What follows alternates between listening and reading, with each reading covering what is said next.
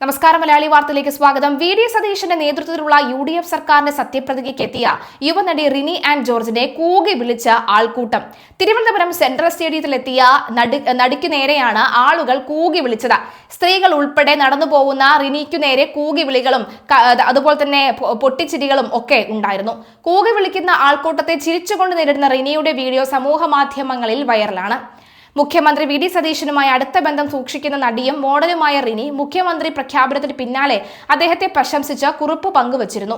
കുഴിച്ചുമൂടാൻ നോക്കിയിട്ടും ഉയർന്നു വന്നവന്റെ പട്ടാഭിഷേകമാണ് ഇനിയെന്നായിരുന്നു അന്ന് റിനി സമൂഹ മാധ്യമങ്ങളിൽ കുറിച്ചത്. കേരളത്തിലെ ഒരു യുവ നേതാവ് മോശമായി പെരുമാറിയെന്നും അശ്ലീല സന്ദേശങ്ങൾ അയച്ചിരുന്നുവെന്നുമുള്ള റിനിയുടെ വെളിപ്പെടുത്തൽ വലിയ ചർച്ചകൾക്ക് വഴിവെച്ചിരുന്നു. റിനിയുടെ വെളിപ്പെടുത്തലിനെ തുടർന്നാണ് പാലക്കാട് എം.എൽ.എയുമായിരുന്ന രാഹുൽ മാങ്കൂട്ടത്തിനെതിരെ കൂടുതൽ ആരോപണങ്ങളും കേസുകളും ഉയർന്നു വന്നത്. യു.ഡി.എഫിന്റെ സർക്കാരിന്റെ സത്യപ്രതിജ്ഞ ആഘോഷമാക്കാൻ പ്രതീക്ഷിച്ചതിനേക്കാൾ പ്രവർത്തകരായിരുന്നു എത്തിയത്.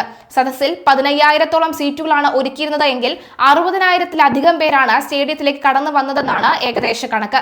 ലോക്സഭാ പ്രതിപക്ഷ നേതാവ് രാഹുൽ ഗാന്ധി, പ്രിയങ്ക ഗാന്ധി എം.പി, അതുപോലെ തന്നെ കോൺഗ്രസ് ദേശീയ അധ്യക്ഷൻ മല്ലികാർജ്ജുന ഖാർഗെ, മറ്റ് കോൺഗ്രസ് മുഖ്യമന്ത്രിമാർ, മുൻ മുഖ്യമന്ത്രി പിണറായി വിജയൻ ഉൾപ്പെടെ ചടങ്ങിൽ പങ്കെടുത്തിരുന്നു. മാത്രമല്ല, രാഹുൽ മാങ്കൂട്ടവും ഈ വേദിയിലേക്ക് എത്തിയിരുന്നു. രാഹുൽ മാങ്കൂട്ടും റിനിയും മുഖാമുഖം കണ്ടു എന്നാണ് പറയുന്നത്. എന്തായാലും ആളുകൾ കൂകി വിളിക്കുന്ന ദൃശ്യമാണ് ഇപ്പോൾ കാണുന്നത്. ഇറങ്ങിപ്പോടി, നീ ആരാടി എന്നൊക്കെ ചോദിച്ചുകൊണ്ടുള്ള ആക്രോശവും നമുക്ക് വീഡിയോയിൽ കാണാൻ സാധിക്കുന്നുണ്ട്. എന്തായാലും ആ ഒരു ദൃശ്യം എന്താണെന്ന് നമുക്കൊന്ന് നോക്കാം. എന്തായാലും നിലവിലെ സാഹചര്യത്തിൽ റിനിയും രാഹുലും സംസാരിച്ചോ എന്നൊക്കെയുള്ള ചോദ്യങ്ങളും ഒക്കെ ഉയരുന്നുണ്ട്. രാഹുൽ വന്നപ്പോൾ വലിയ കരഘോഷവും ആവേശവും കൈകൊടുക്കാനുള്ള ആളുകളുടെ തിരക്കുമൊക്കെയാണ് കണ്ടത്. എന്തായാലും രാഹുലിന് ഒരു കുറ്റബോധം ഈ ഒരു ഘട്ടത്തിൽ ഉണ്ടോ എന്ന ചോദ്യം അടക്കമുള്ളവയും നിലവിലുണ്ട്.